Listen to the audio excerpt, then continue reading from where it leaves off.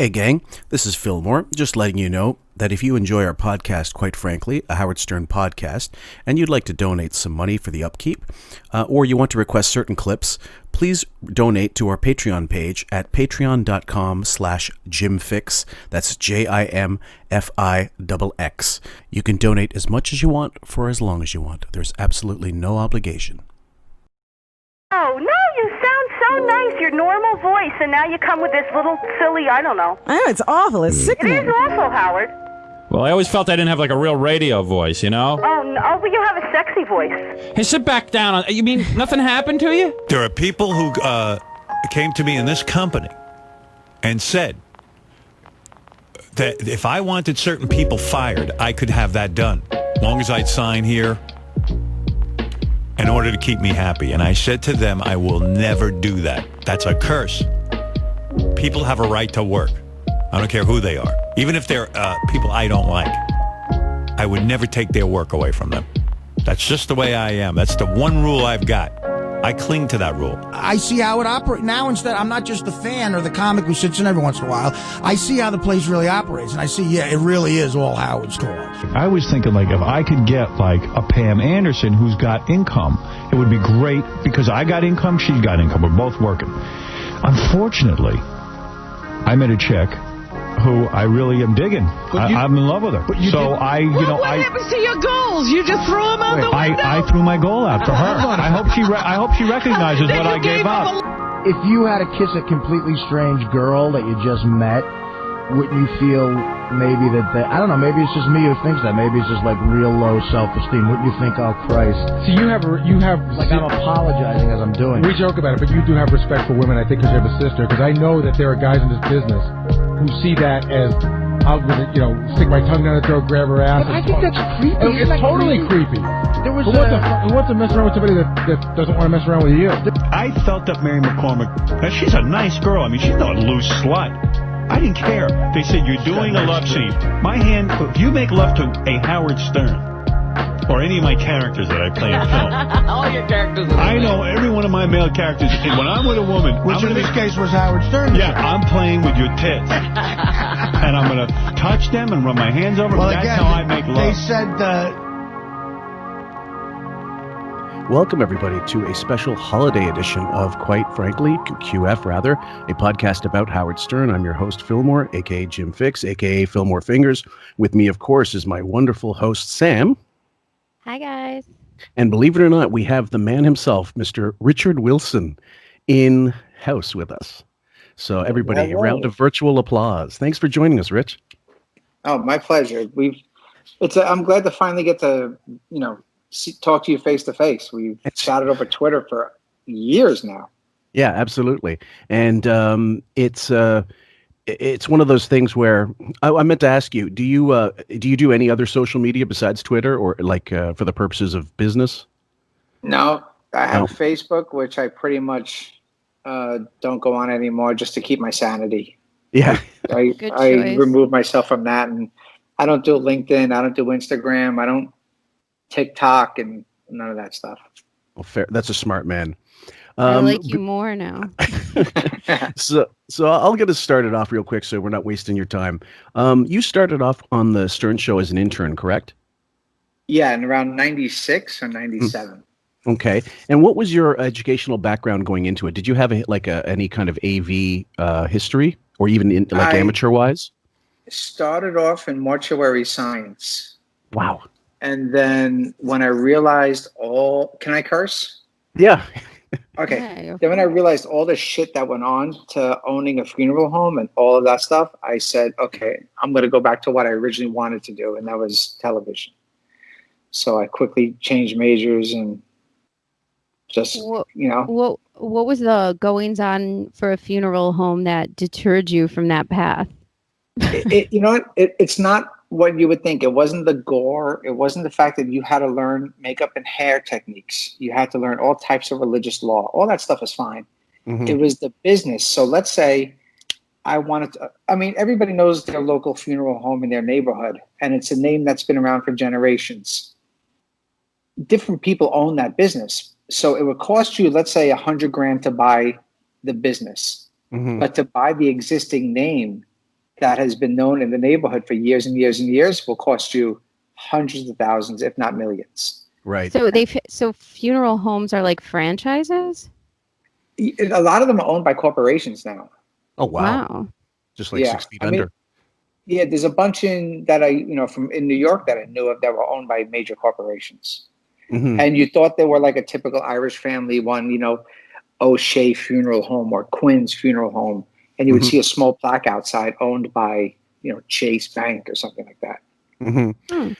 Speaking of which, my wife has a little funny story. There's a funeral home in her not her hometown, but one of the largest towns where she's from, and the name of it is Feuds, Fewers. That's funny. And she said it's a family name, so it ended up being, I believe Irish, but I'm not sure. So when you were from the time you started as an intern to the time you started working, getting paid, unlike Grillo, and then ended up when the Howard TV crew got laid off, how did your job change over the years, if it changed at all? As intern, then to production. Intern was basically carrying tapes back and forth from K-Rock to the E office. Okay. And it didn't matter what, because it wasn't sent digitally or anything. There wasn't fiber feeds. It was all on tapes, and you had to carry 15 tapes back, and they were heavy and bulky, and it didn't matter if it was snowing out. You had to carry all those tapes back to get edited every day. And, you do the grunt work. You get sent out to go buy the 18-inch black dildos and the leather S&M outfits, and I had to go buy the costumes for the gay dance party, the sailor suits. I was going to ask you about that. I was the intern for that, and it was, okay, by tomorrow we need 18 sailor suits and, chaps and all that shit. And it's like, okay, my job is to go find that in the next 8 hours. Speaking of that dance party, do you, to me, when I watched that dance party, didn't Howard seem a little overly giddy during that dance party? Like it was the greatest thing in the world. And all of a sudden he went from dancing with Jackie, and he traded it for, the banana hammock guy. Like, what was that? Package. Yeah. I know you got to tread lightly. The giddiest part was making the most homophobic guys on the staff be uncomfortable. I mean, I think that's what made him so giddy about it. Because a lot of people, I remember that day, so many people were uncomfortable. It really was. I mean, I was uncomfortable buying the stuff. So can you imagine how the people that had to wear it and dance in it? Well, Casey mentioned that there was let's say a funk in the studio as a result of all these guys. I don't know, whatever it was. Can you verify that it smelled like, ass? Yeah, it was feet and ass. It smelled like. It was just a funk smell. I just realized I had that blur effect on. I'm sorry, my kid put that on my computer. Oh, that's fine. That's fine. I do the same. Sorry about that. We're not going to be using the video anyway, just the audio. This is just for the purposes of. Okay. Yeah. So, speaking of the gay dance party, that was something that came about basically in a meeting, like a staff meeting, out of the Goo Goo Dolls won't play, something they're trying to coerce them to play. Basically, when did you start in on the meetings, like sitting in on the production meetings? Oh, probably when I was. Well, everybody was allowed to be involved in the meetings, but there were times when, as you pitched more and your status got elevated, you got to move your seat forward, if I could say that. If that sounds right, you got to sit closer to Howard and be part of the inner group. And then eventually writing meetings got cut down to like 10 people, and I got to be a part of that. Okay. Sam, did you want to get a question in? Yeah. So during those creative meetings, I was kind of wondering, just like in a corporate sense, I wanted to know what that entailed and what that would look like if, like, these creative meetings that he always talked about. I was so curious as to how those went. Was there a protocol to them? Who got to say what? When could they say it? And I also wondered, since the show changed so much basically at the end of your tenure, how did those meetings evolve? Because the show was one way for so long. So I kind of, if you can go into detail. Oh, I'll go into brutal detail about what went on in those meetings. Okay. Normally, there's a pecking order. Gary would pitch his guest first. And then at the time when Casey was there, he would go next. And then Fred would go next. And it'd be like, and then after, the inner circle of the radio show went to pitch, Will, Benji, then it would get bumped to the TV guys if we had anything. And Gary would single us out and say, Richie, anything, Ganji, anything. And then he would go, okay, any interns have anything. And that's how it would be like a pecking order, and it would just spread outward into the room. So, and Howard was essentially the, yes, you can, I like that. And that was his function in the meetings, essentially. He wasn't really, he might have pitched in creatively as an aside, but he didn't bring stuff in to ask you guys, did he? No, not most of the time. Towards the end, when Marcy got involved in all that weirdness. But for the most part, we would just throw things at him and he would go, okay, let's do it. And yes or no, you got a yes or a no, and that was it. Okay. So Sam? it sounds like it was all hands on deck and everybody was allowed to have a voice. Even, the order mattered, but everyone was allowed a voice. How did the meetings evolve then once it seems like Marcy got on board? It got weird. When she first got involved, we still had the meetings in the studio. And it was a little bit of a smaller group. Like interns, I don't remember interns being allowed as part of that group. Then it got weird. Then it got down to a writers group, it was called. And it was on the floor above the studio. Hold on, I may have to burp. Hold on. That's fine. I can edit it. I can edit it out. No worries. Okay. So, and then it was in this oval-shaped table, this big room with an oval-shaped table, and Marcy had like these dry erase boards and giant, paper pads all over the room, and we would go around and pitch ideas and basically collect them and then bring them to Howard, because Howard wasn't part of the writing meetings anymore. He just washed his hands with it. Right. And then it was basically, okay, I used to tell my interns that the code word is steak when they would come and tell me things. And I would say, that means don't tell me how you killed the cow. Just bring me my steak when I need it. Okay. And that's what the meetings became. We just gave it all to Gary, and then he would run with it to Howard and get approval, yes or no. And you would find out on Lotus Notes or that Moldred system later on what got approved and what didn't. Now, because of that sort of hierarchy and the communication changing in that way, obviously the show suffered creatively because it's just not the same. So the information's flowing in a different way. Did anyone say to him or get to him, this isn't working, or this is not helpful, this isn't making a good product, it's sanitizing and was it a case hurting the product? Was it a case of jamming a square peg into a round hole kind of thing? Yeah, it was. He wanted the least involvement possible. It was just email me everything and I'll look at it later when I get a chance. And then he'd mark off yes or no whether he liked it. And it was weird because in the old meetings, it would get out of control. You would pitch an idea that was maybe incredibly stupid, but then somebody would make a wise ass remark and Howard would laugh and say something, and then it would just spiral out of control into what could be a good bit. That energy was gone in the room because, Marcy had this buzzword called land the plane that meant you were talking too long. So if, I swear to Christ. So let's say if you pitched an idea and it got a couple of good laughs in the room and then people just started spitballing and having fun. Yeah.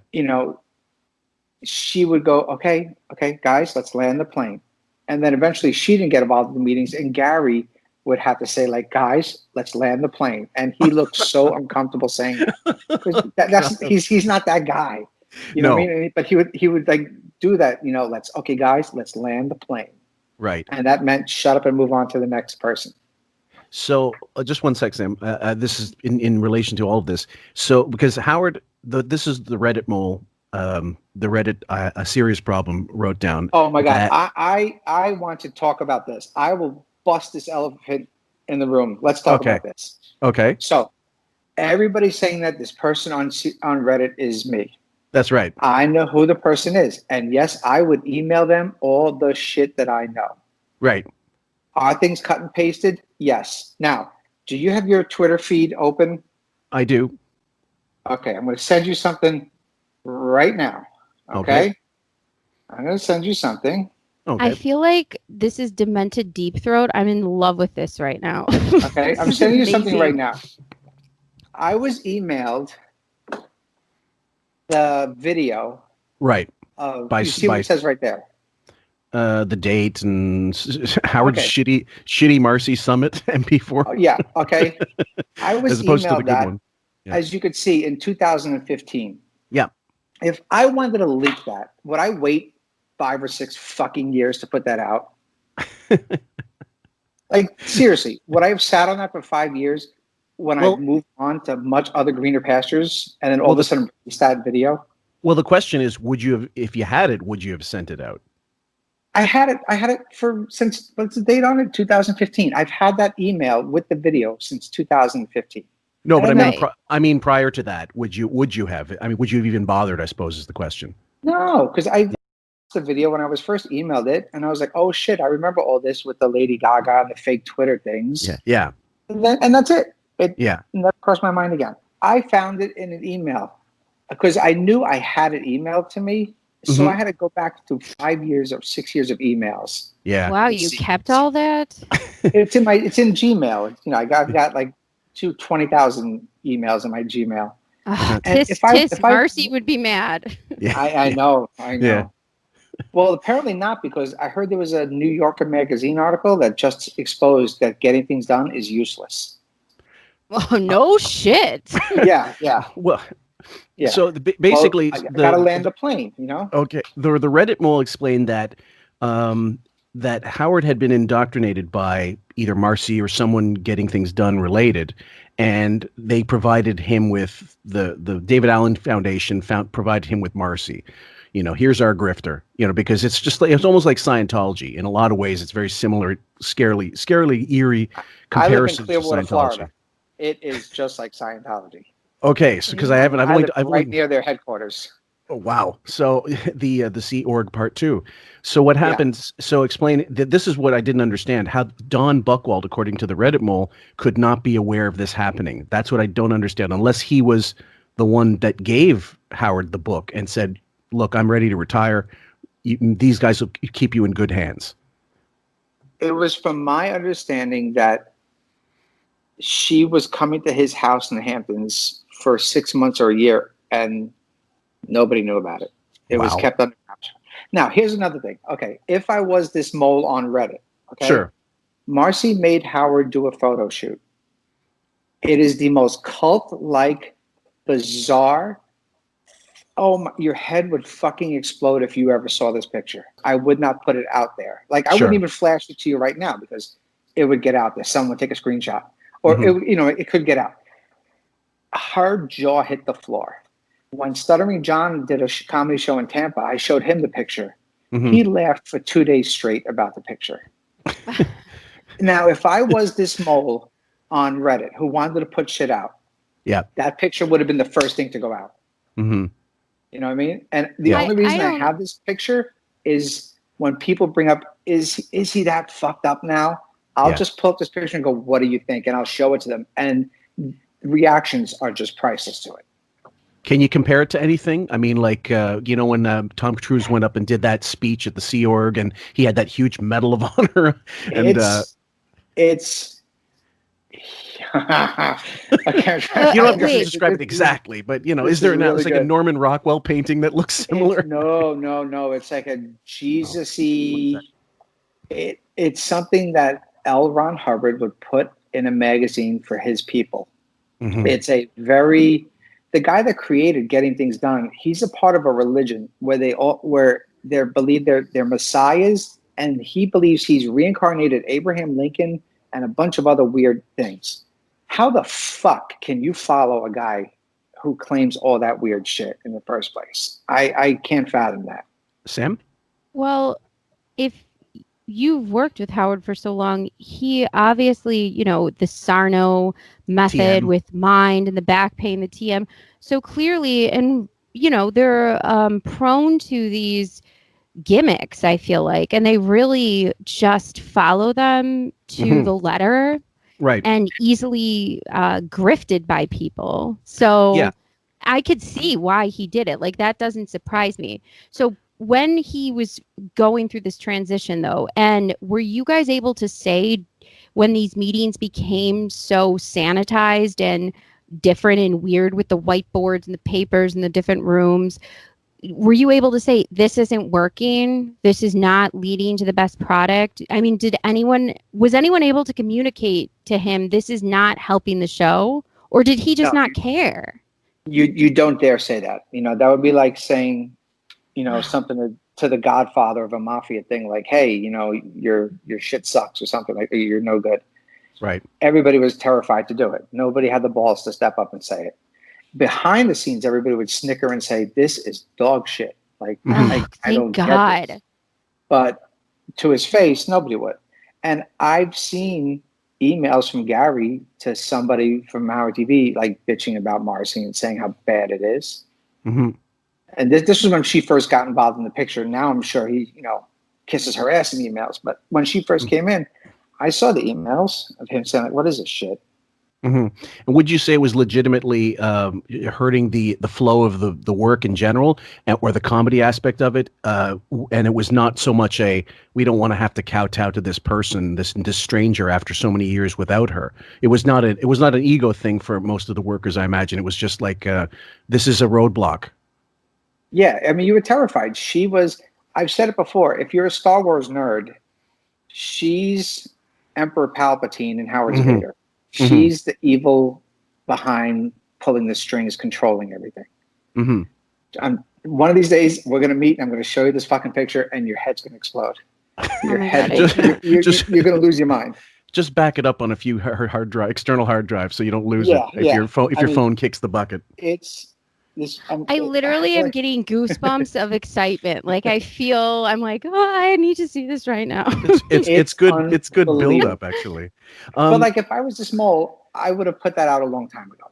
If I was this person on Reddit outing things, I would have outed who's got DUIs, who was locked up for 3 days for a domestic violence thing, who's had a little cocaine issue, you know what I mean? There were so many things I could have outed. Oh, I'm certain. If I was this person on Reddit. I believe you. Yeah. You know what I mean? Like, I have so much. Okay, I would have said who leaked the Elisa Jordana nude pictures to the staff. Somebody from the staff got them and gave them to everybody. Right. Speaking of that, or Elisa Jordana, this wasn't even in my questions, but now that you brought this up, so I didn't really think this until way later, after she was out of the picture with Benji. I noticed they used to do, kind of shticky things where I swear to God, it's almost like Benji was trolling Howard. He would wear wigs, weird hats. Elisa would dress like Beth, and they would carry animals, and they would do weird interviews. Was Benji's whole stick with Elisa to try to troll Beth and Howard? I wouldn't put it past Benji, because he's such an Andy Kaufman-esque genius. He's light years ahead of people. And when you finally catch on, you'll be like, that son of a bitch. Because, I mean, when he first started there, he showed up to work in African kufi garbs. You know what I mean? And he would speak like click language. And this is when he was an intern. He's light years ahead of everybody. And I wouldn't put it past him if he would do that. More recently, we're going to play with time a little, Rich, so bear with me.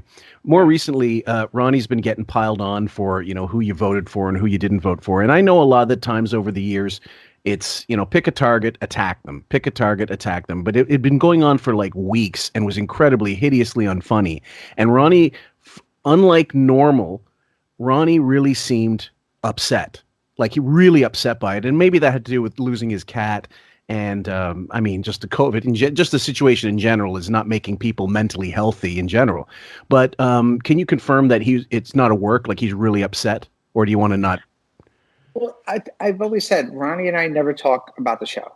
Right. I never want to put, like with this whole Reddit mole leak shit, I would never want to put our friendship in jeopardy. You know what I mean? He was at my wedding party, and he knows that I would never want to do that. And I know I'm not going to get too personal, but he's had 2 or 3 deaths in the past like 3 weeks that really affected him. I bet. And he's been hit hard. And I've been checking up on him, and he's been going through a lot of shit. And I'm sure the piling on doesn't help. With that said, the deal with the voting thing, how they couldn't get Ronnie to say it, which I am so happy he gray rocked them and just said, no, I'm not giving you this. I'm not giving you this. Part of the appeal was, okay, Ralph will finally admit if he's gay or not. I mean, if you are blind, you're getting nothing from that. If you can't realize Ralph is gay, you're blind, deaf, and dumb. He's admitted on the show that he's bisexual. This was decades ago. Really? I mean, I mean, he took a lie detector test. I've got the audio of him. Well, at one point, someone called him and a caller said, and I'm going to use a word, guys, you're a homo, you do nothing. And he goes, that's not entirely true. And he says, what's not true? And he goes, well, I'm bisexual and I don't mooch off of people. So, and he was in a threesome with Grillo. He admitted to that, and Steve admitted to that as well. But Steve said there was no connection, and I'm like, well, there was a connection if you were doing a threesome, just not the kind that people want to have. But I have a question that goes back quite a ways here.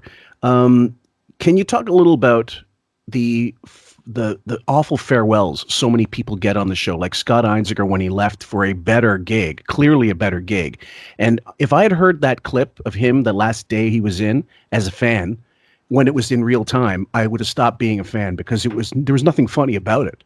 It was brutal. Why is it that some people are getting this incredible anger when he leaves, when they leave the show? Remember the Richard Christie thing? I prank, nobody pranks. Yep, absolutely. It's the same attitude when people leave. You leave, it's unacceptable. If it's on his doing, then it's fine. You know what I mean? Like, because you're dumping him and he can't handle it. So it's leaving for greener pastures, and it's a slap in the face to him because in his eyes, there is no place better to go. So that's based on the narcissism angle that we've covered in our show quite a bit. Narcissistic personality disorder. Okay. So, but the way it was explained to me by, I think Artie did it on his podcast. He explained that Scott Einziger specifically was really good friends with Howard for a long, long time. I mean, really good. And this isn't having to do with the lawsuit. This obviously that's the crux. But do you think as soon as Scott left, lawsuit or no lawsuit, it was going to be like, fuck him? I don't know, because when I got there, Scott Einziger just got married. Then he went through a divorce. And when he went through his divorce, that's when Howard was also going on his divorce. So, it was 2 single guys and they worked well together. They shared a lot of good times together, and they did become very, very close. But, Einziger got offered a gig with the WWE and they pay very well. You know what I mean? Right. So who wouldn't take it? But I've heard working for them is 10 times worse. Like, I've heard if you're on your honeymoon and Vince McMahon wants you, a helicopter will show up wherever you're at and you will be carted back to work. Wow. Yeah. Hope he's compensated for it at least. Yeah. So, I mean, they do pay very well at the WWE. There's the payoff. There's the trade-off. Sam? Yeah. Now, speaking of departures, Tim Sabian has now confirmed how he left the show, saying that he had 2 ailing parents and he needed some time off. And this was during the Marcy transition as well. And then Howard just said, well, I think it's just best if we part ways. And that's it. Did anyone on the staff have any idea what Tim was dealing with on the side, taking care of his parents? And how did you guys feel about that departure? Well, at the time, we were told, well, this may tie into it, that there was a slight disagreement and about something, and the disagreement may be about Tim taking time off. But Howard 100% just sided with Marcy and wouldn't even considered Tim's side. Mhm. And Tim was like, you know what? I'm out. I don't need this shit. So would you And say that's- the analogy, Richie, would be like Tom Chiusano and Marcy? What's the difference between them besides obviously being very different people and most people not having any respect for Marcy, especially after reading her resume? Like traffic cops in the studio, like you're going through them before you get to him, that kind of thing? Or was there any similarity in terms of the way that they worked in the studios? Well, Tom wasn't really a traffic cop in the studio. Like he would occasionally be part of the writing meetings and just veto things that would be too out of control for terrestrial radio. Right. And Tom was a fun, likable guy. Tom was so much fun to be around. He would joke around in the hallways. He'd be at parties. He was a good sport. He really was a good sport. He got the show. He understood it. Not like Marcy, who came in not knowing the show, not understanding the show, not ever working in a radio on a radio show or in a television show. And Tom was a businessman. First of all, he had to run the station, and you know, he had to be the heavy for a lot of things, and that's got to suck. But that's also why Tom was also probably compensated extremely well, because he had to be the heavy for everything and be the fall guy for every, you know, to be the brunt of Howard's anger. Okay. What about the, okay, we've got confirmation that the strippers, Howard buying a Mercedes, a stripper, buying the Scores stripper, a Mercedes that ended up being the same model as the car he gave Robin was 100% true.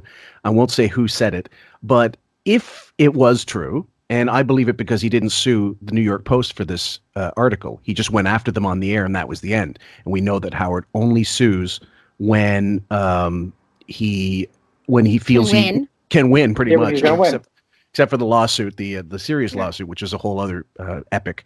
What must it have been? Pictures? If in your estimation, if it's true. Honestly, I don't know if it's true or not. I've never heard confirmation that it was true. Okay. So I really don't know. Like, and that's when I just kind of started there, I believe, and I knew enough to shut up and not ask questions. This would have been like 2001, a couple of years after you started, pretty much. So I was a production assistant still, you know. So okay. Yeah, so I kept my mouth shut. And, okay, you know, your ears to the wall, but your mouth shut. So I never heard it being true or not. Okay, because we already know years later about what Scores ended up being, and the controversy and how they really wanted to distance themselves from Scores as much as possible as soon as that came to light. Sam, have you got another question?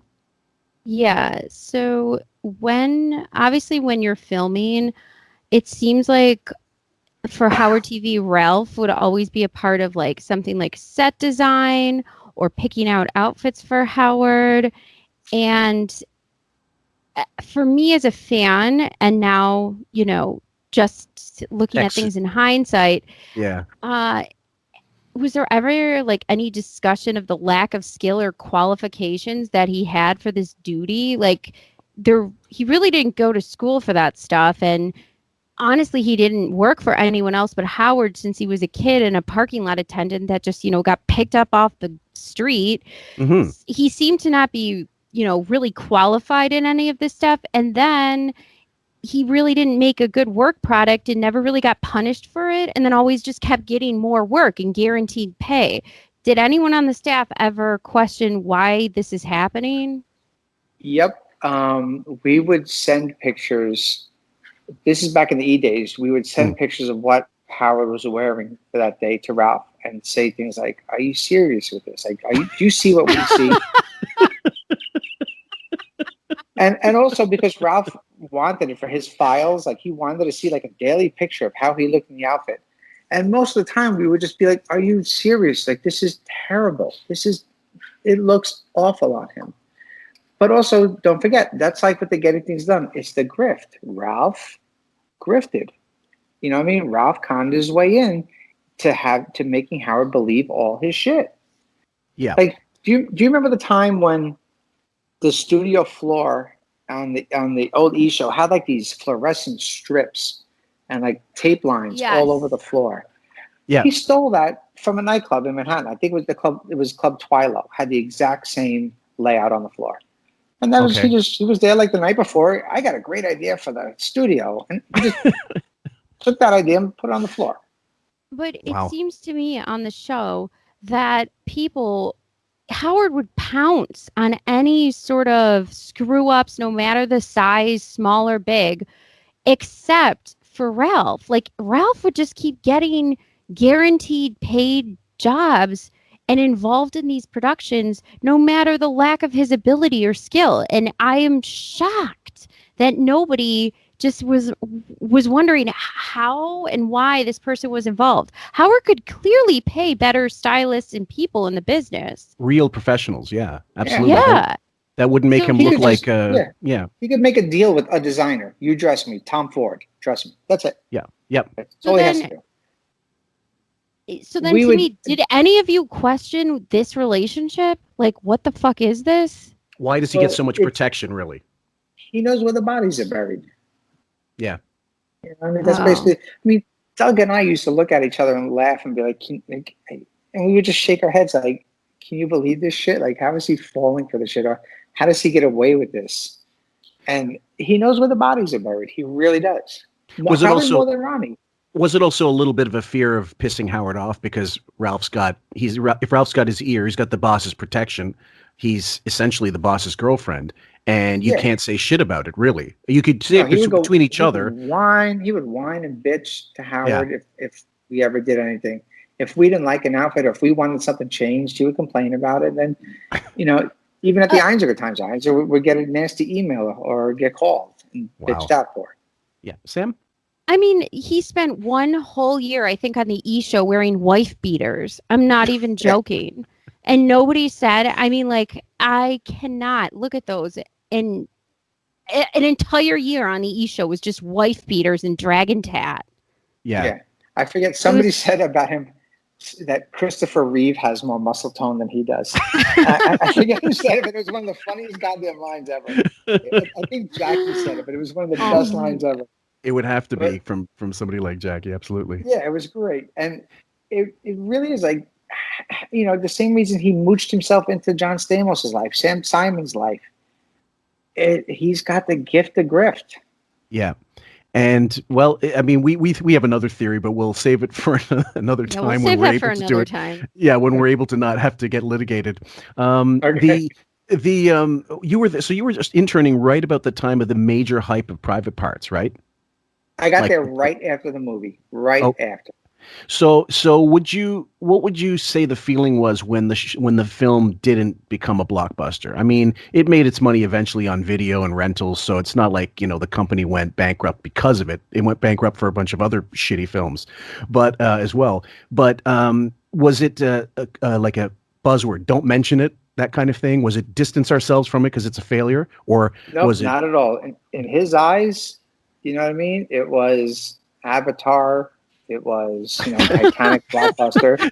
And, and I got to give the guy credit. He's not an actor. Fine. He's not, it's a fine movie for somebody who's never acted. There were a couple of really good laughs in it from back in the days. I would love to see a sequel. That would be the greatest movie ever. Now, that movie would make a lot of money. Yeah. I want the sequel. I want to see like the divorce and all the bullshit and all that stuff. And putting out a movie that's a love letter to your wife while you're in the middle of a divorce. Like, Well, that was it. God, that's the greatest. Yeah, I All mean, right. if people had known the machinations of behind the scenes, because my understanding was Ivan Reitman was telling him you cannot get divorced while we're making this movie, like it would tank the whole purpose of it is a love letter to your wife.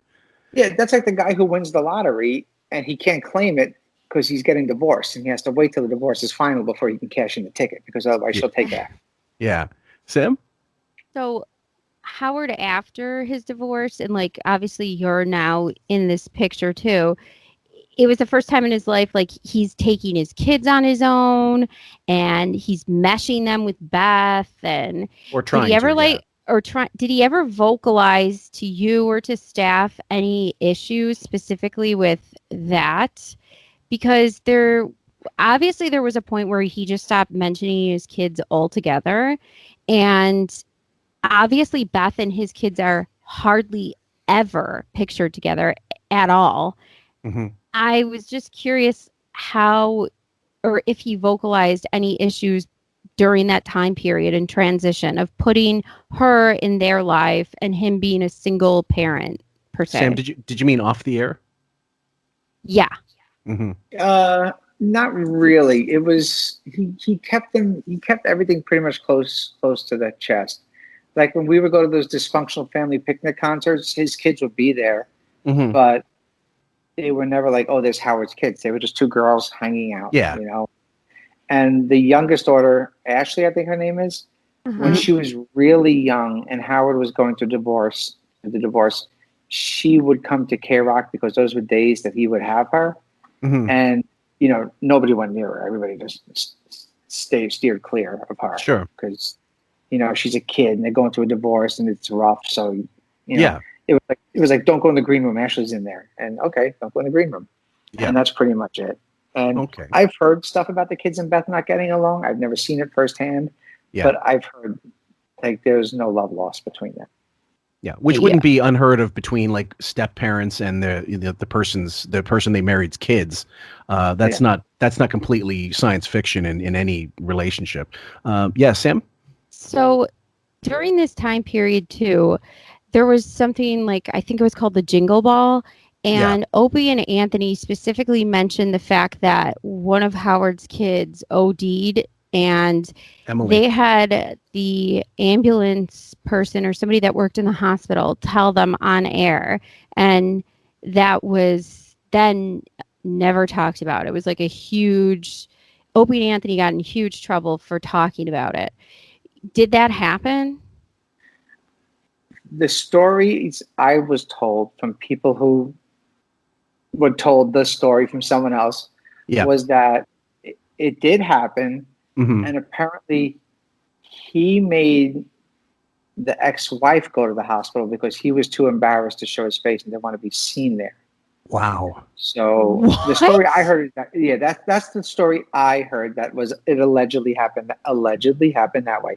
That he was too embarrassed to show his face, so he made Allison come in from Long Island to go deal with it. So the story of him and Allison getting into a shouting match at the hospital might be BS, according to that person. It might be, but unless he showed up later to deal with it or something. But the story I heard is that allegedly he made her come down because he didn't want to be seen there. He couldn't be seen. Sam, I believe that more than the latter. I believe what Richie's saying more because Howard is such a narcissist that of course he would think, how is this going to make me look that my kid overdosed versus how is my kid? But also, I'm not even joking. But how is it my problem? Right. Right. The other thing is, I was just going to say, we did earlier when we were still at the old place, Richie, we did a comparison between Johnny Carson and Howard because there's similarity in so many ways in terms of control. And the irony is when Carson's second kid, the one who did die in an accident, was sent to Bellevue, he sent his lawyer to deal with it rather than deal with it himself because he was afraid of how it would look.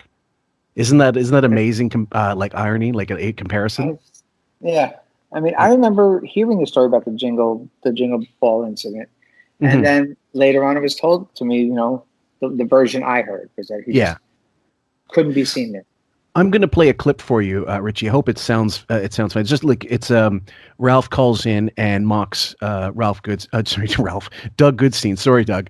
And I want you to tell me if you know the background of this because I heard I'll tell you a story right now. You don't have to play it. Is this when Doug threatens to kill Ralph? Yes. Yeah. Yeah. If you want to play it for the people, just for the purposes, it's real short. Yeah, you wouldn't. Who's that? You never had a job, you wouldn't know. You mean HS? It's like Ralph. I mean, I'm totally fair, and I would love to do whatever you. Where's your baby nurse?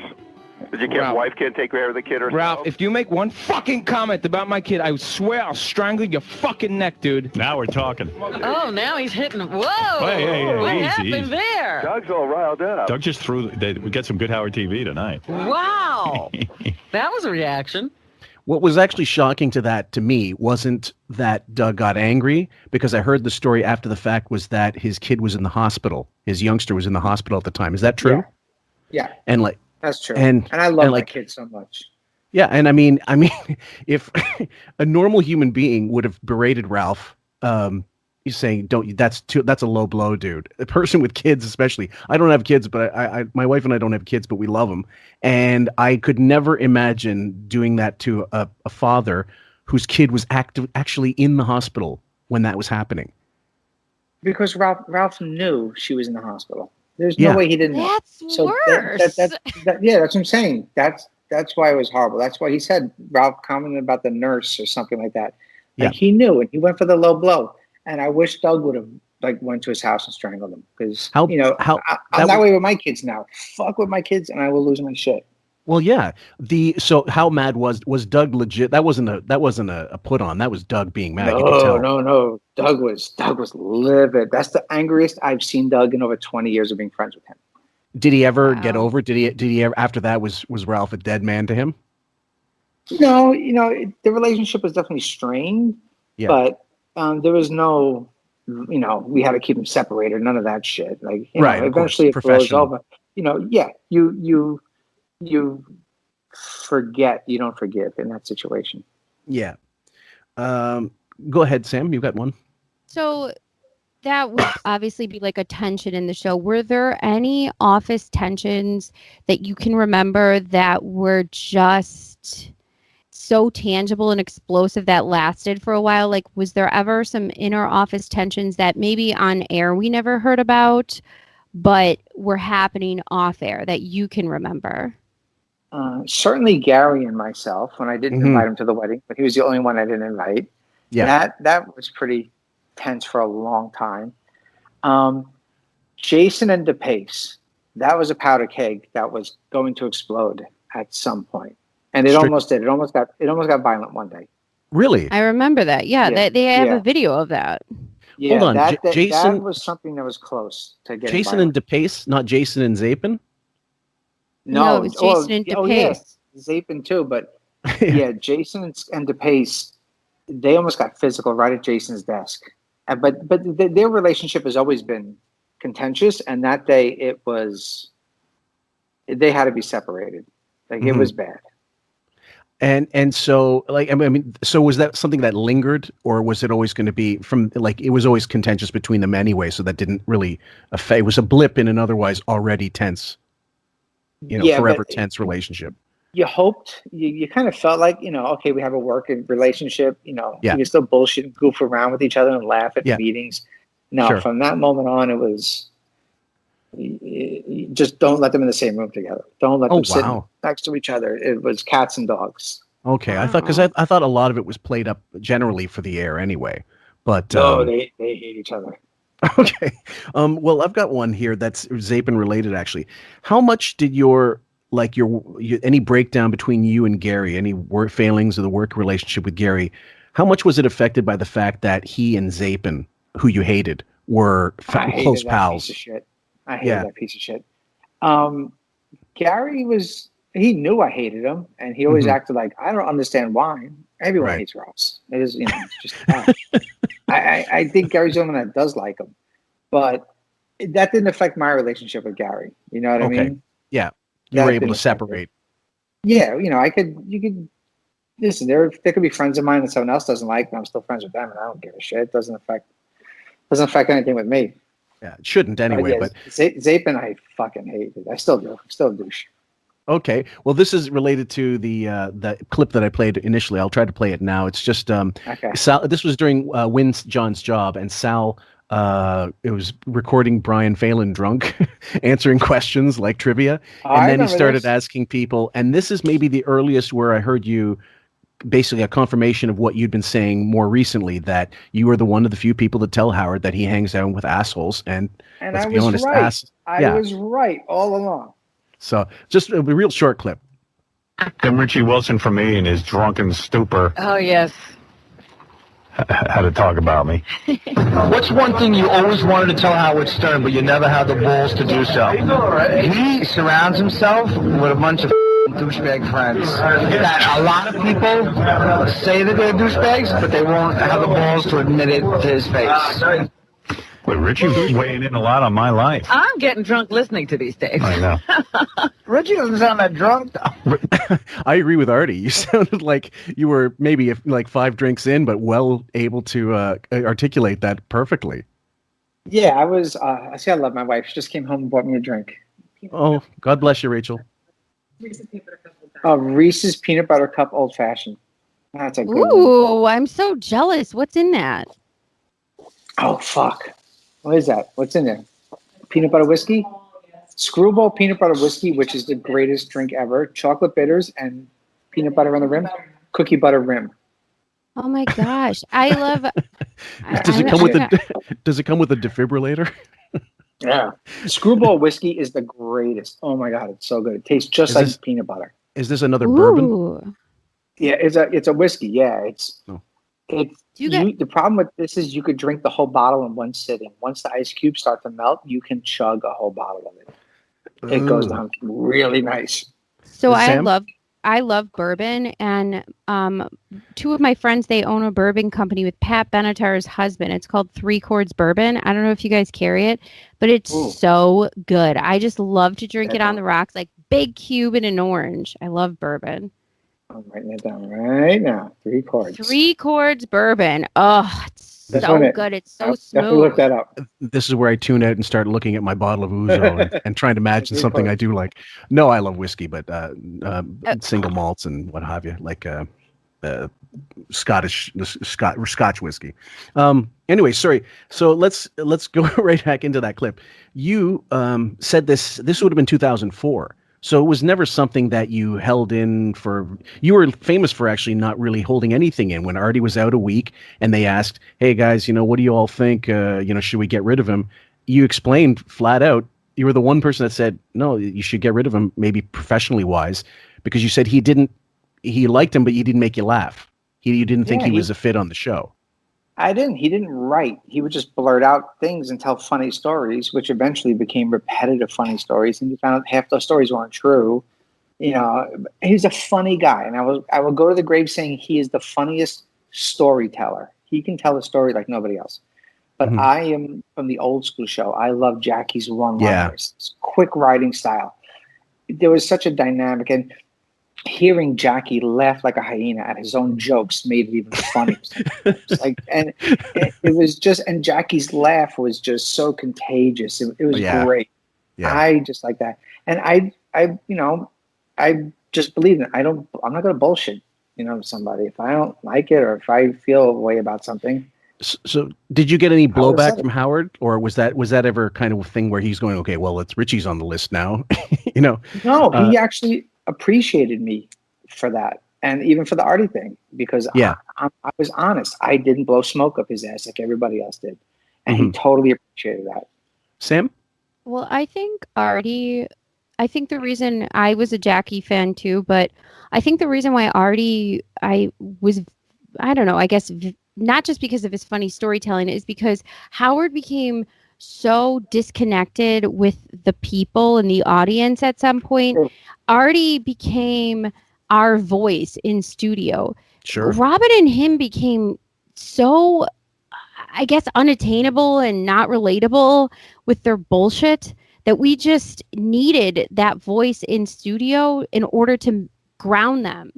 And Artie was I think that blue-collar everyman that Howard was 20 years ago. I'm sorry to interrupt you, but that's who Artie was. Artie was the every guy. Yeah. And Jackie kind of was too, because he was a comic and he was drinking. Well, but when he was still drinking, obviously, but he never had airs, certainly not when you hear the stories. But just a quick question, it's kind of parallel to, we just talk about something. Do you remember the guy, Brendan Murphy, that was a painter friend of Robin's? And there was this 15 Foundation. The con man, allegedly. Yeah, I was going to say we are doing a series on it specifically because it was clear everybody else could see a grift and she couldn't. It was I know you're good friends with Robin, so we're not asking you to trash her, but more along the lines of, how did she have such tunnel vision and she couldn't see what everybody else was seeing? A good con man is you know what I mean? Like they're going to find their mark. And they're going to know how to just get their claws into that person. A good con man does that.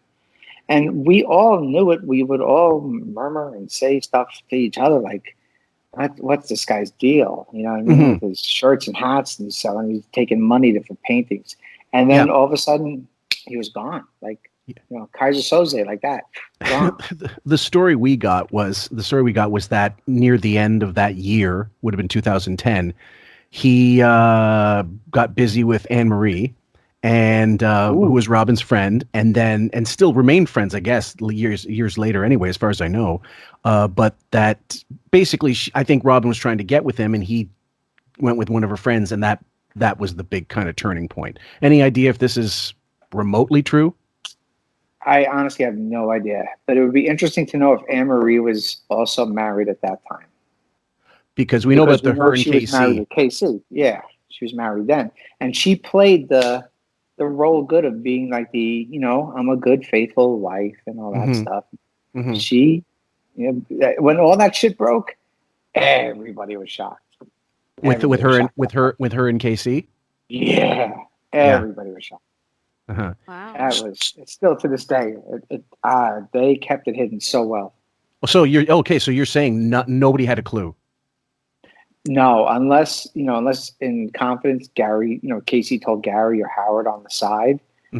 But I don't think they had a clue. It was when it hit, everybody was shocked. I can believe it. Yeah, absolutely. And because we love love one of those things where it was one of those things where everybody looked at each other like, "Did you know? Did you know? Did you know?" Like everybody was like whispering to each other, "Did you know about this?" And nobody knew. And how to keep a secret in that compound when, before Jason was Stuttering John, who, was like a switchboard operator. Well, they were like first in, last to leave. So you could see how they could do it. Yeah. Just a real quick question about the infamous red list, Richie. I know, first of all, was there actually a list, and was it something that was, maintained over the years? Or was it just strictly like, oh, by the way, everybody should already know, there's nothing on paper, but don't do this, don't do this, don't bring up this? No, there was a hard copy. Okay. It was a thing on Lotus Notes, or it was either Lotus Notes or Moldred or whatever. Yeah. And it got updated pretty much every week. It would always be updated. It was updated constantly, and I'm sure it's still there, and I'm sure it's still being updated. So the one thing from that list I wanted to ask, because it confused me to no end. I understood everything else, but not this. Why in God's name would the Don Cornelius Stuttering John video be on the red list? I think Don Cornelius threatened legal action. Okay. And anytime legal action was threatened, it was cut off. Like the Linda McCartney's singing poorly audio, which is still to this day, it's the funniest shit ever. But they sent cease and desist, and we're going to get lawyers involved.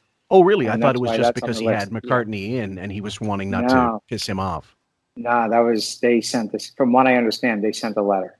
Oh, wow. Okay. That's interesting. Sam? So as this red list was growing, and people who were main players for the show who, left everything on the table, was there ever discussions in these meetings, previously even to Marcy getting there, where you guys could object?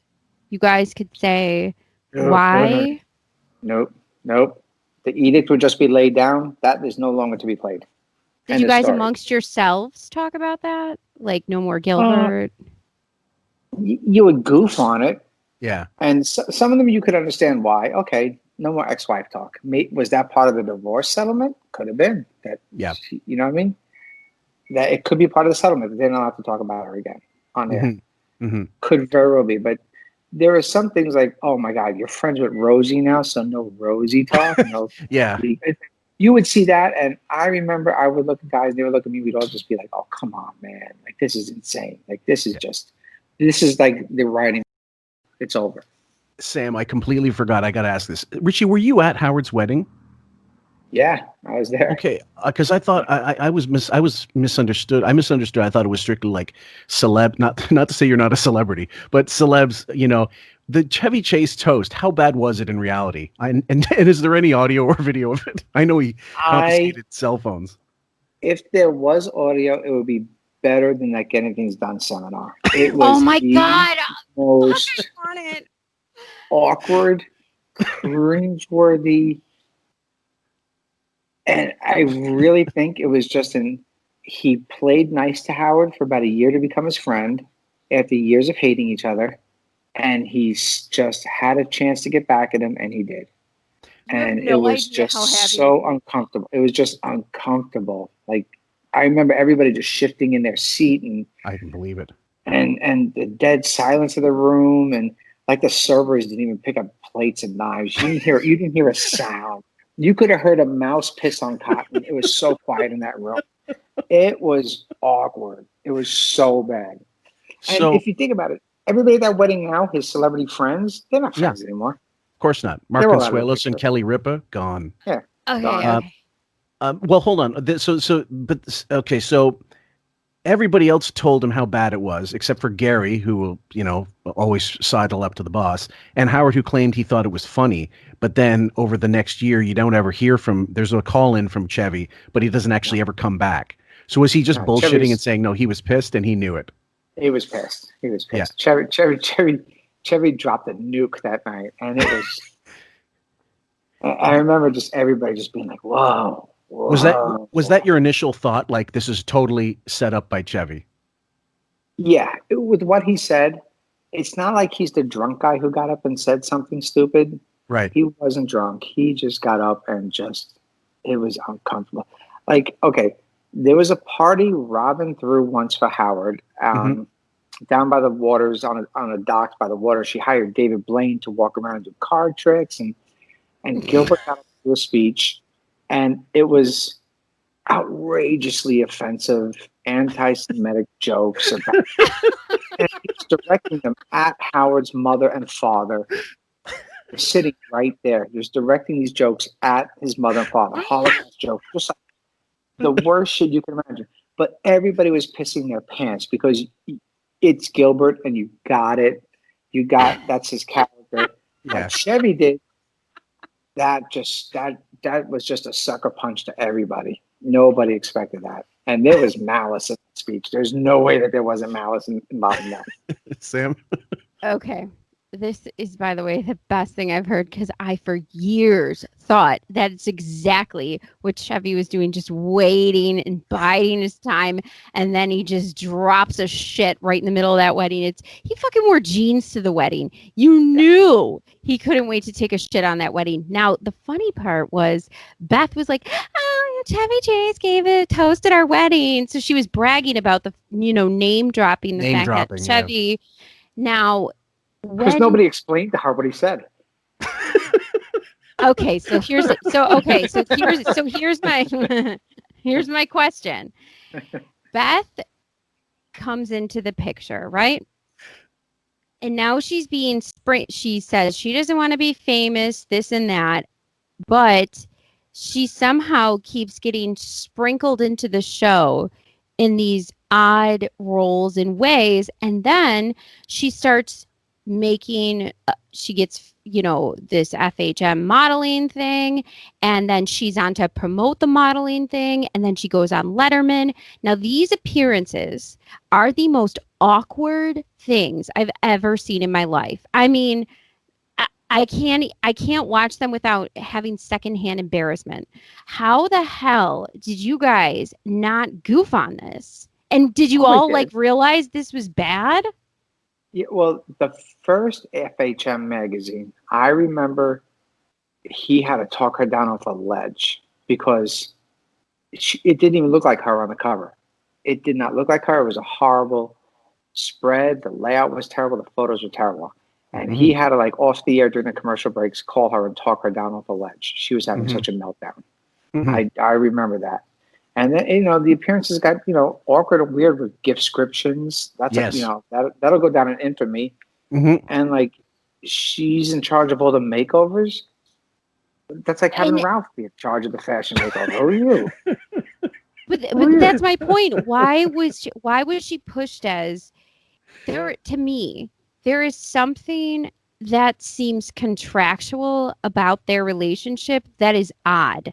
It's like, why is somebody who doesn't want to be famous but is your girlfriend she got put in all these roles. So she's a model.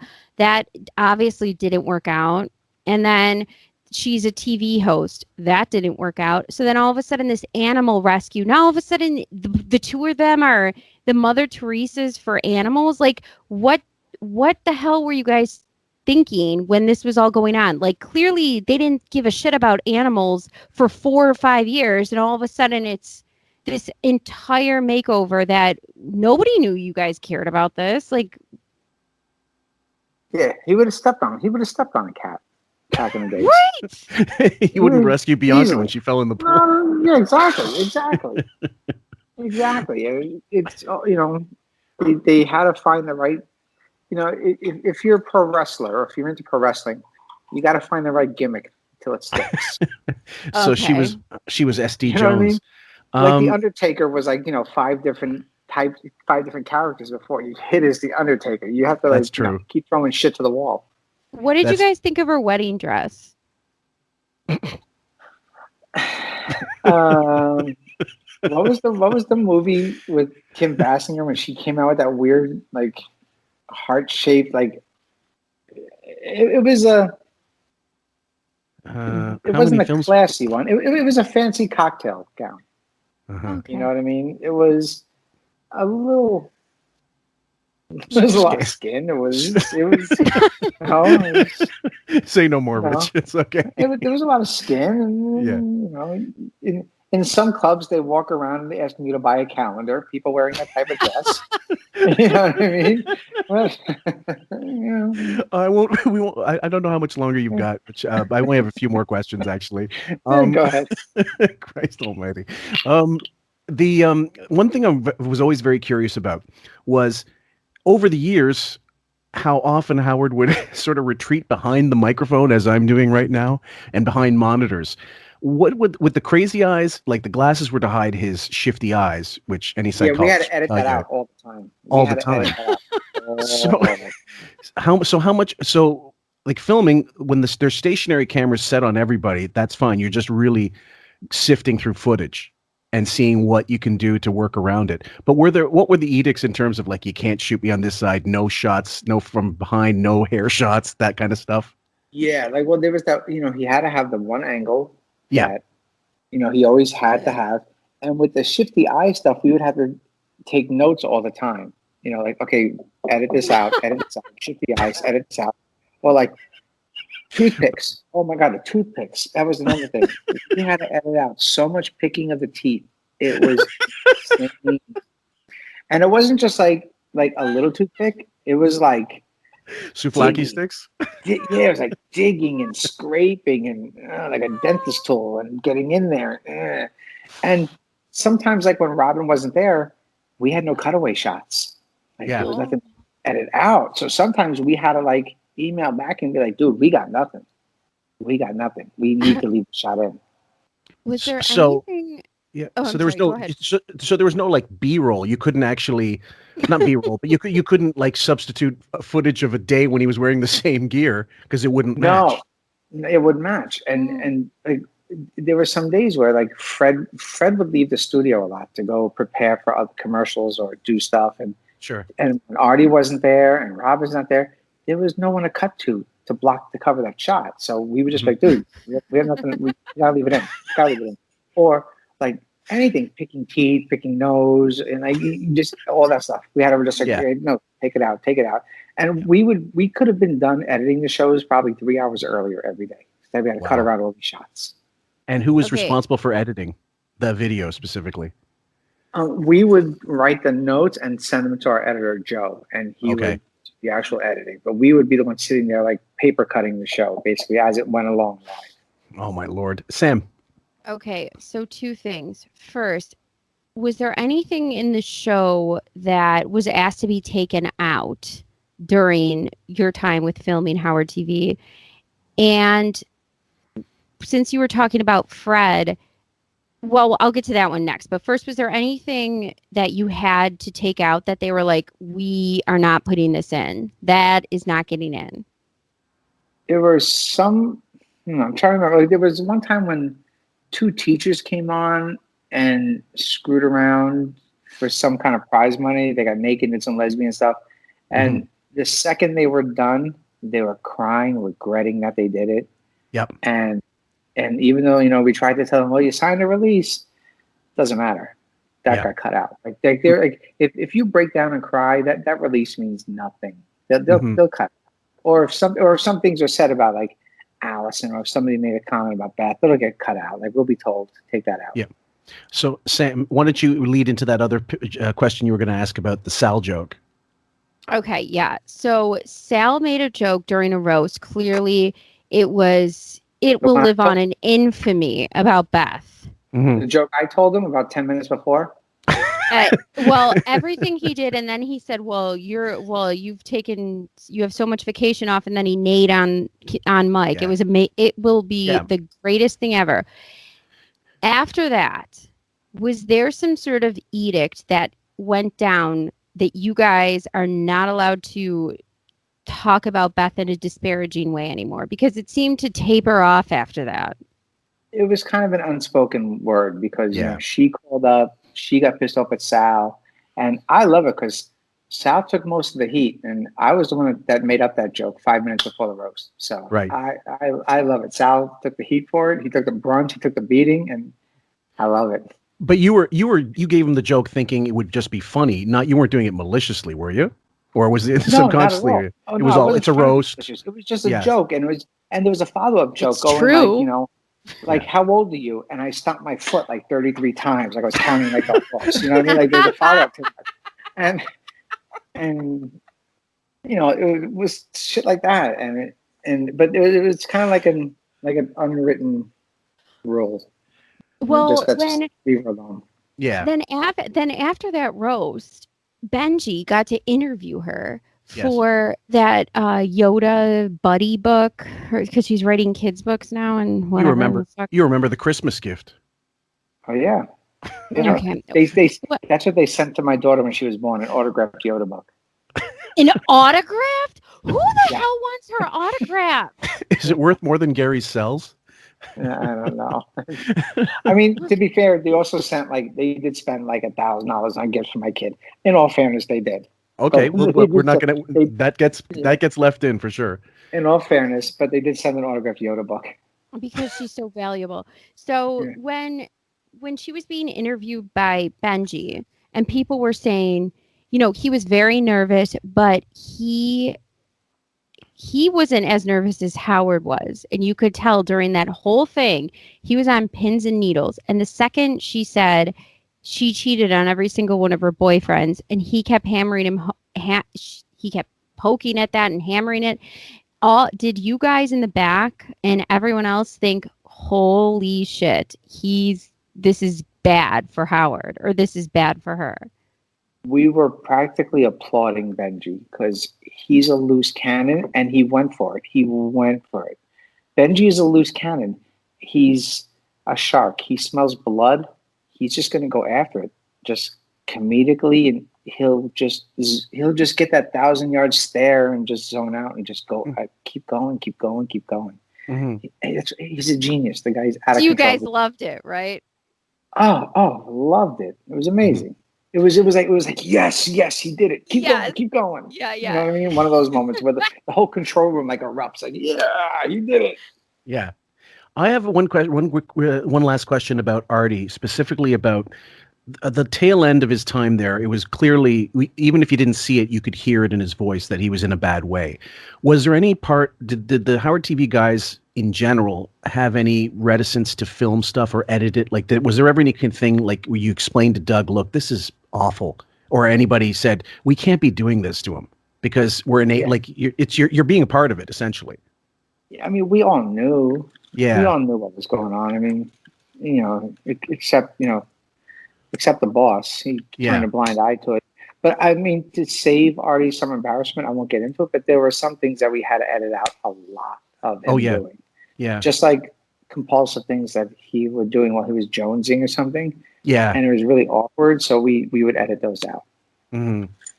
Yeah, I don't want to throw him on that stuff. But yeah, during that filming though, like, you know how he was filmed sleeping? Yeah, clearly he's high. Did any of you have some sort of, I guess, Did any of you think this isn't right? We shouldn't be doing this? But to the point of saying to Howard, saying, look, we got to do something. Like, was there ever a concerted effort to tell him, look, this is bullshit. You got an addict and you got to do something about it. At that point, the only person who could have said anything and stepped up was Tim. Tim is the only one to have the right to say that. You know what I mean? If anybody else did, we would have been told to fuck off and get out and been screamed at. Yeah. You know, Tim was the only one, maybe Gary, but Tim was the only one, let's say, with license to broach that subject, and he would, and he did. Yeah. You know? Tim's a great guy. Tim's a non-bullshit guy, and I love him so much. We talk all the time still. I love that guy. Yeah, we didn't like how he was let go either, actually. We just we mentioned that earlier in the thing, but the whole shaming him with the toilet stuff was just unbearably and unbelievably unfunny. Tim's an incredibly people don't realize how successful he is. Like they don't know the kind of money this guy has. Tim is incredibly successful, incredibly bright. He knows this business. He's a schmoozer. He is the greatest salesman you'll ever meet. Tim is phenomenal, and they really made him look like a buffoon, and he's far from that. The guy's brilliant. I believe it. Sam. Well, that's why that it bothers me, the fact that you could tell Tim made those channels. He worked his ass off to make them so interesting and have such a variety on the show. And that's why it was so successful. And then you get Marcy in here and she took all the shows away.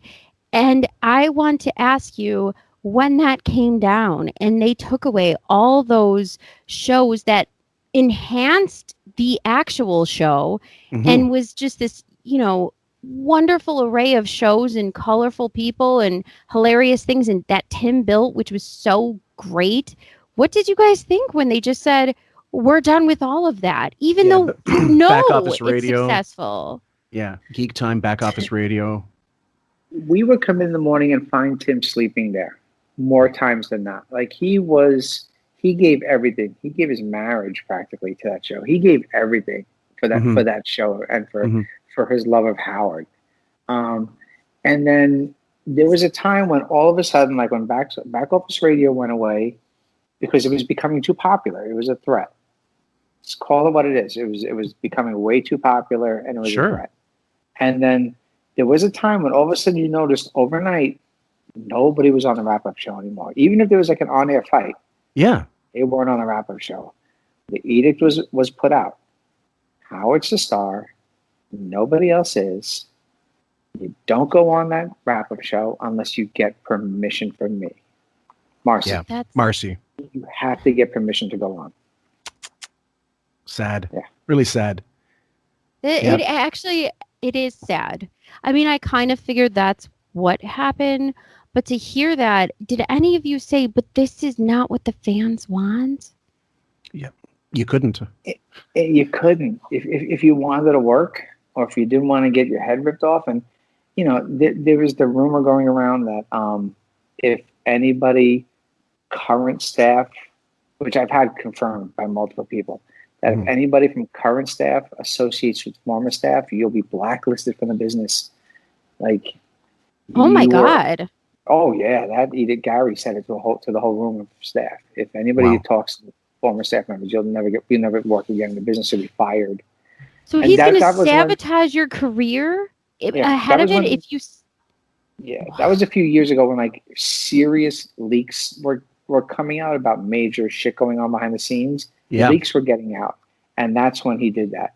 And and you were afraid. And this is before then. You even knew like you'd be destroyed on the air. Your career would be dog shit. You'd be made to look like an incompetent person on air. And who's going to hire you after that? No one. Yeah. You're going to be like looked at like Tim, like a buffoon who shits in the bathroom when you're not that person. Yeah. But you're going to be painted as that person. One last question from me, Rich, and then I'll let you go and enjoy your rest of your evening, sir. But when it came time to contract renewal for in-demand guys like or Howard TV or E guys, as each year, whenever it happened, however it happened on a yearly or bi-yearly or whatever basis, did you guys always know at the last minute? Was it always dangled in front of you like a carrot? Because that seems incredibly unprofessional. It was 5 years for Howard TV. Yep. And it's a manipulation tool. And I've said it. It's not the first time I said it. It's, well, you never know. It was when Howard TV was going away, when we found out on the air that we all got fired. Yep. For like a month, we got invited to the Christmas party, which is weird because a month later we didn't get invited to the birthday party, which was 3 weeks later. Yeah. But at the Christmas party, it's, well, guys, you never know. Don't go anywhere. I'm looking for a home for us. You never know. Stay around. Stick around. Bullshit. I'm not going to stick around. Beth and my wife were friendly at the time. She pulled my wife aside and said, it ain't coming back. Go find a job. She was like, just go get a job. It's not coming back. But he does this manipulation thing like, well, don't go look anywhere. Be loyal to me. Stick around. But I'm saying, even if you guys in the earlier contracts, when you guys were coming back, was it the same way? Like, let you sweat it out for a month before? You knew the day it was announced, pretty much. That was like, Jesus wow. Christ. The first serious contract renewal, the one where they played the joke on Sal and they said, the show's not coming back. Right. I was dating Rachel at the time, and we were laying in bed. And I didn't have the show on. I didn't have to go in early that morning. I went in at like 9 o'clock, and my phone was blowing up with texts. Congrats, you got 5 more years. And so, and that morning, I dreaded waking up because I was like, okay, today I'm either going to be out of work or have a job for the next 5 years. Yeah. And that morning, we found out, the last possible day. Wow. Which sucks because it gets dangled like, it's not easy to find a gig. No, so but not only that, you're in New York. I mean, you need time to get a CV together. Sam. I gotta ask about this. So, say how he dragged that out. Do you guys have some sort of union where you're going to be on paid leave if he just decides that day to say, "Hey guys, you're out of a fucking job"? Like that can't happen. Everything with him is non-union. The only one that was union was Scott the engineer. Scott the engineer, yeah. And that's why a lot of people couldn't work. Like we want to hire freelance camera guys, and they wouldn't do it because we want union. Wow. Well, now, obviously, of course, they're not going to hire union camera guys because they'll cut you off and just be like, bye. Well, when we did the birthday shows and stuff, we couldn't touch any equipment. We couldn't do anything because we're not union. Wow. And only union guys could handle the cameras or touch the cables and all that shit. So you said Beth said something to your wife. Do you think Beth is miserable, like, as fuck in this now? I've heard rumors. Yes, I've heard it started when the dog died. That there was just a separation of like she just shut down and stayed in the Hamptons for like 6 months, and he just stayed in the city. And I'm sure, the day he stops working is the day she's out. She's got to be miserable. Got to be. I know. Well, Richie, I don't want to keep you much longer. I'm not trying to boot you out, but I think you've been more than kind and more than fair with what you've given us so far. Listen, anytime. I'm serious. Anytime. I'm glad to finally get to talk to you both in person. Anytime you just want to shoot the shit or goof on people, I'm down. Do you listen to some of our shows? Yes, I have. I've been sent links to them in the past. Yeah, I've been sending them. I've been sending links here and there. I get sent links to them. Yeah. And I was going to say one thing I want to give you credit for and give your mom credit. I think she's passed. Has she? No. My old man's gone, but my mom's still. Okay, God bless her. Around. Was it your mother that sent you the Star Wars game? Yeah. It was well, she didn't think she was going to be around. Okay, so long that was the story. Short, they re-released Sammy out there. They re-released the vintage Star Wars game from the 70s. They re-released it now. And in June, my birthday's in October, and in June or March or something like that, she sent it to me as a birthday present because she didn't think she was going to be around. This is the Vector Graphics one, with the sit-down one. Yeah, the sit-down one too. Because those were dope. They were, and because they were super expensive because they're so huge, but they were. It was in 1980. I was 8 years old when that thing came out, and we lost so much money in that thing. and it's a perfect conversation piece in the house if you have like a game room or whatever. Yeah, do you let the kids near it? Once in a blue moon, I let them touch it, but it's in my. I have it in my garage right now because I would open up the garage, smoke a joint, and then go play Star Wars games. That's what I would do. Sit outside, smoke a joint with my dog, and then I'd go play the game for a while. I'll tell you what. Here's a little trick for you, Richie. Next time you play it, if you didn't already know, if you get through the Death Star, a million points. Yeah. If you don't if you don't shoot anything, you get points for using the Force. If you use the Force, you get 1,000,000 points. And Gorillo, he got to go to Industrial Light and Magic. He went to what's it called, Skywalker Ranch. Yeah. And where they have the actual arcade game. Yeah. Nobody there knew that trick. And Gorillo has the highest score on that game at Skywalker Ranch. Because nobody at the goddamn Star Wars company knew that trick. And Marsh is fuming. She's been trying to beat that score for ages. Gorillo got it. Gorillo got the 1,000,000 points. That's a great story. And he showed me his name is up on the screen as first place. Oh, that's fantastic. Because he's actually good friends with Mark Hamill, so he gets hooked up with all this shit. Awesome. Well, honestly, I just wanted to share that with people because Sam was a bit of a video game geek in her day, and I was definitely growing up. So, I played Dragon's Lair. I got the DVD of Dragon's Lair. I play it all the time. If you ever played that, the old cartoon. Oh yeah. Jesus. Yeah. Well, you can buy it on DVD. Yep. I'm younger than you guys, so I'm 34. So I grew up on Nintendo, then Super Nintendo, and then when Nintendo 64 came out, my cousin won on a lottery ticket, and we went that day to get the Nintendo 64, and my mind was like, I think I played for like 18 hours straight. Is the best game for that. Is the best game ever. I just was talking about this. I was always odd job because you can't point down, and my favorite was the facility because if you started at the top and you got the certain weapons, and if you were odd job, it was hard to aim at him. So I always liked being him, but I obviously thought Natalia was the hottest. I love it. Look how excited you got. You got it. I know. I love GoldenEye. I created a monster. My 6-year-old. Thank you. My 6-year-old, I bought the little Nintendo box that has like the 20 games built into it. Yeah. My 6-year-old is showing me tricks that I never knew how to warp to all these different levels on Mario and everything. Yeah. My 6-year-old figured. She's like, "No, Daddy, do this and you warp to this level." I was like, "The fuck? Where's this shit coming from?" Never too old to learn new tricks. Thank you so much, Richie. Thank you guys. You guys are awesome. And you have yourself a safe winter holiday as such that it is, and take care of yourself and take care of the youngsters, and have a good Christmas, and you too, we wish you guys all the best. I'll be in touch with you guys. Thank you so much. You guys are rolling. You guys are awesome. Thank you.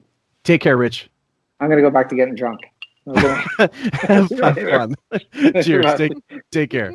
Gay boy, rock star, friends with Allison, oxycodone, off context, my child, through pills, social worker, CNN. Off context.